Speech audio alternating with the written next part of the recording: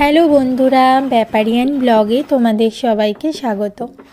আজকে আমাদের দেওয়া হচ্ছে মটর ডালের কুচো বড়ি। তাই এই মটর ডালের কুচো বড়িটা যদিও বা প্রথম থেকে ভিডিওটা করতে পারিনি, এখন এই বড়িটা দেওয়া হচ্ছে সেটারই ভিডিওটা করছি। এই দেখো, এই প্লেটগুলোর ওপরে এখন বড়িটা দেওয়া হবে।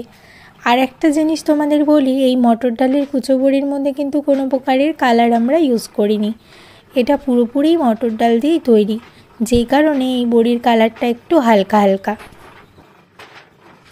আর আজকে যেহেতু কারেন্ট ছিল না, সেই কারণে আমাদের বড়িটা দিতে দিতে প্রায় 10টা সাড়ে 10টা মতো বেজে গেছে, যেই কারণে একটু দেরিও হয়ে গেছে। আর তার মধ্যে শীতের বেলা, তা বলার মতো নয়, রোদ্দুর উঠতেও অনেকটা দেরি করে, তাই দেরি করেই ডালটা ভেজানো হয়। এখন সব প্লেটগুলো এইভাবে রোদ্দুরে দিতে হবে, তারপর আর কি শুকালেই এগুলো বড়িগুলো উঠিয়ে নেওয়ার পালা।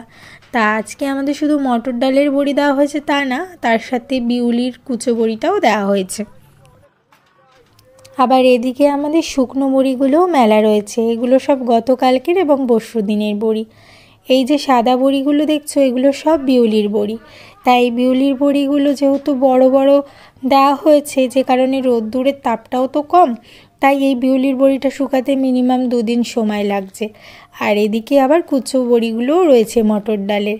যেহেতু শীতকাল, তাই রোদ্দুরের তাপ নেই বলে এখন বড়ি শুকাতে মিনিমাম 2-3 দিন লেগে যায়, তারপরে প্যাকেটে যায়। তাই এগুলো সব এখন এই টিনের ওপরে দেওয়া। এগুলো তো আজকের বড়ি, বিউলি এবং মটরের। আজকে যেই বড়িগুলো দেওয়া হয়েছে, যদি রোদ্দুর ঠিকঠাক মতো নয়, যেহেতু সব ছোট বড়ি, তাহলে মোটামুটি কালকের মধ্যে সব শুকিয়ে যাবে।